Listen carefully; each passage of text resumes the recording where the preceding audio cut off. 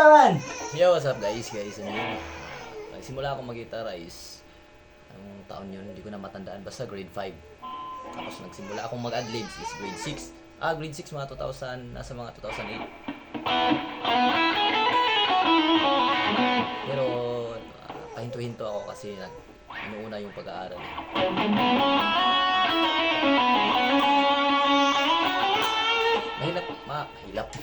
Mahirap talaga yung ang pagigitara. Kasi kailangan mo ng dubling, tsaka pasensya. Lastly is pagpuyatan mo talaga, tsaka magkakasakit ka dahil sa kakapractice, makalimutan mo ng kumain. Makuha lang to.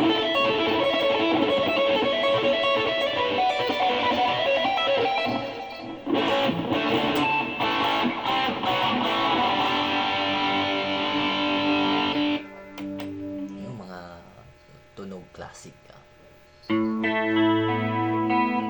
Char na. Joke.